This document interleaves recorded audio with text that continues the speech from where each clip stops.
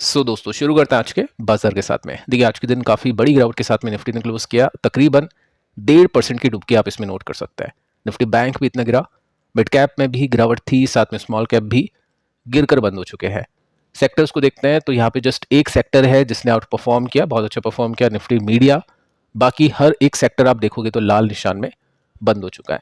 अब सबसे खराब परफॉर्म करने वाले सेक्टर्स को देखें तो रियल्टी है, निफ्टी आईटी है, फाइनेंशियल सर्विस है, फार्मा सेक्टर है। अब देखो फार्मा का आपको पता होगा, कल एक न्यूज़ हमने डिस्कस की थी फार्मा को लेकर, टैरिफ को लेकर, आज कैसा इम्पैक्ट हुआ है। अब एक और न्यूज़ है जो मैं आपको आगे चल के बताऊंगा कि इस सेक्टर के ऊपर कुछ ना कुछ बुरा प्रभाव हो सकता है, ना पड़े, क्यों नहीं पड़े, आगे चल के उसको देखते हैं। अब देखिए सब कुछ हो रहा है, मार्केट आज गिर रहा है, उसके पीछे का रीज़न सिर्फ एक है, ट्रंप। अब इसके पीछे का भी एक रीज़न है कि ट्रंप की वजह से मार्केट गिर रहा है, लेकिन ट्रंप ने ऐसा क्या कर दिया जिसकी वजह से मार्केट नीचे है। अब देखिए एक दिन है लिबरेशन डे। अब ये जो दिन है काफ़ी इंपॉर्टेंट है। अब ये कब है दोस्तों? ये कल है 2 अप्रैल को। अब इसमें क्या होगा? इसमें दोस्तों डोनाल्ड ट्रंप आएंगे, स्पीच देंगे और यहाँ पे अपकमिंग टैरिफ के जो भी प्लान्स है उसको बताएंगे। अब देखिए यहाँ पे रेसिप्रोकल जो टैरिफ प्लान है वो अनाउंस हो सकता है कल के दिन, और ये कब होगा आप देख सकते हैं 3 बजे उनके टाइम पर, और लोकेशन भी आप इसमें नोट कर सकते हैं। अब देखिए यहाँ पे क्या होगा इस दिन यानी कल के दिन, सीधा साफ बोला है कि स्ट्रिक्टर ट्रेड पॉलिसी होगी, यानी बहुत ज़्यादा स्ट्रिक्टनेस ये दिखाने की कोशिश करेंगे और यहाँ पे पनिश करेंगे बाकी जो ट्रेड पार्टनर्स है, ये जो कंट्रीज़ है उनको, क्योंकि ट्रंप को ऐसा लगता है कि जो बाकी कंट्रीज़ है इन्होंने यूएस का एडवांटेज लिया है, तो इसकी वजह से पनिशमेंट उनकी बनती है और टैरिफ लगेगा कंट्रीज़ के ऊपर। अब देखो इंडिया भी क्यों गिरा, क्योंकि कंट्रीज़ में इंडिया भी आता है। अब यहाँ पे साफ मेंशन कर रखा है इंक्लूड ऑल कंट्रीज, यानी सभी कंट्रीज यहाँ पे इंक्लूड होगी। इंडिया को लेकर भी बातचीत होगी, इंडिया के ऊपर भी टैरिफ लगेगा, इंक्रीज होगा। किस सेक्टर में कितना होगा आगे चल के कल पता चलेगा, लेकिन हाँ यहाँ पे सभी कंट्रीज की बातें की है और स्ट्रिक्ट ट्रेड पॉलिसी आने वाली है पनिशमेंट देने के लिए। अब इसके बाद में दोस्तों हम देखें तो इंडिया के साथ जो ट्रंप के संबंध है, जो यूएस के संबंध है, इतने खराब नहीं है जितनी खराब संबंध हम बोल सकते हैं चाइना के हैं, बाकी कंट्रीज के हैं। तो यहाँ पे क्या है, एक्सपेक्टेशंस है। ये किसकी एक्सपेक्टेशन है यहाँ पे नोट कर सकते हैं। एक्सपेक्टेशन दोस्तों कुछ ऐसी है कि इंडिया ने भी टैरिफ को कट किया है, क्योंकि इंडिया की तरफ से भी यूएस में कुछ प्रोडक्ट्स है या काफ़ी सारे प्रोडक्ट्स हैं उनके इंपोर्ट पर टैरिफ है, तो डील होती है इनमें, जैसे यहाँ पे आप देखोगे तो डील होती है। अब इस डील में इंडिया ने भी टैरिफ को कम कर दिया इस उम्मीद में कि यूएस की तरफ से ज़्यादा टैरिफ नहीं लगे। अब वो कल पता चलेगा कि हमने तो कम कर दिया डील के तहत, लेकिन जो ट्रंप है किस तरह से टैरिफ लगाते हैं, किस तरह से बातचीत करते हैं सेक्टर्स को लेकर। अब देखो यहाँ पे क्या है, नेगोशिएशन का टाइम था 4 दिन का, जिसमें जो सीनियर ऑफिसर्स थे इंडिया के वो यूएस गए थे और डील की थी, नेगोशिएशन किया था कि आप इतना टैरिफ हम पर मत लगाओ, हम भी हमारा जो टैरिफ आपके ऊपर जो लगा रखा है उसको कम कर देंगे। तो ये रीज़न था। कल का दिन काफ़ी इंपॉर्टेंट है और मार्केट डेफिनेटली आज के दिन बेचने की कोशिश करेगा, क्योंकि कल हो सकता है कुछ ना कुछ नेगेटिव हम सुन पाए। अब ऐसा होगा या नहीं होगा वो कल पता चलेगा। सेकंड जो रीज़न है मार्केट के गिरने का वो है आरबीआई एमपीसी, और इसके अंदर आप देखोगे तो 9 अप्रैल को आउटकम निकलेगा। 3 दिन की मीटिंग होती है, आप सभी को पता ही है। तीसरा दिन है 9 अप्रैल। अब यहाँ पे आउटकम निकलेगा। अब मार्केट की एक्सपेक्टेशन कितनी है दोस्तों? मार्केट की जो एक्सपेक्टेशन है वो 25 बीपीएस के कट की है, कि 9 अप्रैल को 25 बीपीएस का कट आप देख पाओगे। अब ऐसा हो जाता है तो ठीक है, और नहीं होता है तो मार्केट गिरेगा।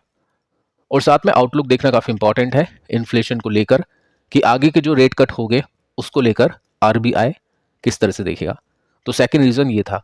इसके बाद में दोस्तों तीसरा रीज़न आप सभी को बताइए, Q4 नज़दीक है और इसमें काफ़ी लोग एक्सपेक्ट करते हैं कि नंबर्स अच्छा आएंगे, तो कुछ सेक्टर्स में तेजी होती है, कुछ सेक्टर्स में एक्सपेक्टेशन होती है काफ़ी वीक डेटा को देखते हुए, तो फिर प्रॉफिट बुकिंग भी होती है। अब काफ़ी लोगों ने ट्रेड लिए होंगे, काफ़ी लोग क्या करते हैं कि जैसे अभी लग रहा है इन्वेस्टर्स को कि फाइनेंशियल मार्केट वाली कंपनीज के नंबर्स अच्छे आ सकते हैं, या फिर हम बोल सकते हैं फाइनेंस कंपनीज के। मार्केट को हटा दो एक बार आप, फाइनेंस कंपनीज जिसमें एनबीएफसीज आती है, तो इनके स्टॉक्स को खरीदते हैं और जैसे नंबर्स आने वाले होते हैं अपने प्रॉफिट को बुक करते हैं, क्योंकि क्या पता नंबर्स अच्छे आए या नहीं आए, वो बैट करते हैं एक्सपेक्टेशंस के ऊपर। तो प्रॉफिट बुकिंग इस वजह से भी मार्केट में दिखाई दे रही है। अब देखिए निफ्टी फार्मा को डिस्कस कर लेते हैं। आज के दिन के परफॉर्मेंस की बात करें तो आप देखोगे तो 1.73% के साथ में नीचे था। मार्केट को ऐसा लग रहा था कि टैरिफ यहाँ पे अनाउंस होगा, और ये न्यूज़ हमने पढ़ी थी सोर्सेज के रूप में। अब देखिए, टैरिफ की बात करें तो टैरिफ से इम्पैक्ट तो पड़ता है, लेकिन दोस्तों यहाँ पे एक न्यूज़ आ चुकी है आज के दिन आफ्टर मार्केट क्लोजिंग 4 बजे के आसपास। अब ये एक सोर्स है, ऐसा लग रहा है इनको, एक्सपेक्टेशन है, ये फाइनल कुछ नहीं है। यहाँ पे दोस्तों मेंशन कर रखा है कि Donald Trump unlikely to specify any pharma tariff on Wednesday, यानी कल के दिन ऐसा चांसेस है कि नहीं होगा फार्मा के ऊपर कुछ टैरिफ का अनाउंसमेंट। ठीक है, तो देखते हैं अब होता है नहीं होता है, क्योंकि अभी हमने ये नहीं देखा कि कितना टैरिफ बढ़ा कितना टैरिफ लगा। हमने जस्ट एक न्यूज़ पढ़ी थी कि ट्रंप ने कहा था कि फार्मा के ऊपर भी टैरिफ आने वाला है। तो ये दो सेक्टर्स हैं, आईटी फार्मा, इसके ऊपर ट्रंप की पकड़ काफ़ी ज़्यादा होती है।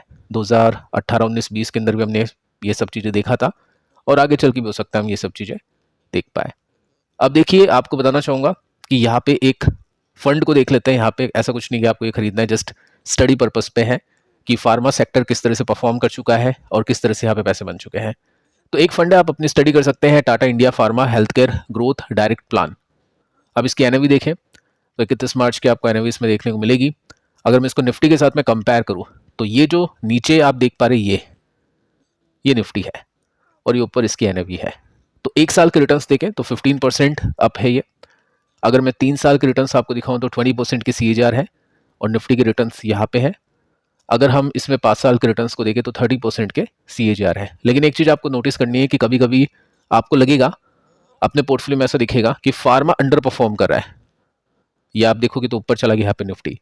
तो ये सब चीज़ें चलती रहती हैं, और फार्मा सेक्टर में अगर अब गिरावट आती है, कुछ ना कुछ बड़ा होता है, तो डेफिनेटली वो इन्वेस्टर्स एक्टिव होना शुरू हो जाएंगे लॉन्ग टर्म के लिए। बाकी अपनी स्टडी कर सकते हैं आप स्टॉक्स को लेकर भी। तो दोस्तों, चैनल को सब्सक्राइब कर दो, क्योंकि हो सकता है जो व्हाट्सएप चैनल है वो डिलीट हो और आपको नोटिफिकेशंस वहाँ पर नहीं मिले। तो इसको आप सब्सक्राइब करके चल सकते हैं ताकि आपको टाइमली नोटिफिकेशंस मिल जाए। और दोस्तों, मैं आपको बताना चाहूँगा कि हम टेक्निकल्स के ऊपर डिस्कशन नहीं कर पाएंगे, मैं मजबूर हूँ, और उसके पीछे का रीज़न है सेबी।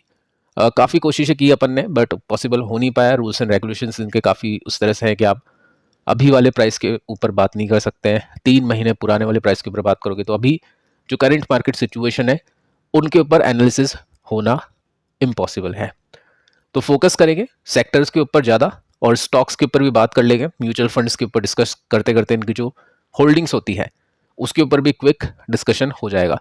बट डेप्थ में जाके टेक्निकल्स में सपोर्ट रेसिस्टेंस, आई थिंक आपने काफ़ी वीडियोस मेरे देखे होगी, उसके अंदर आपको सीखने को मिला होगा कि किस तरह से अपन सपोर्ट रेसिस्टेंस को फाइंड कर सकते हैं। तो वो आप अपनी स्टडी कर लेना। बाकी और भी जो नॉलेजेबल इन्फॉर्मेशन है वो मैं आपको यहाँ पे प्रोवाइड करता रहूँगा, जैसे भी मुझको मिलती है, जो भी आपके लिए जानना काफ़ी इंपॉर्टेंट है। तो फिलहाल दोस्तों, इस वीडियो में इतना ही। मिलता है अगले वीडियो में, तब तक के लिए बाय बाय।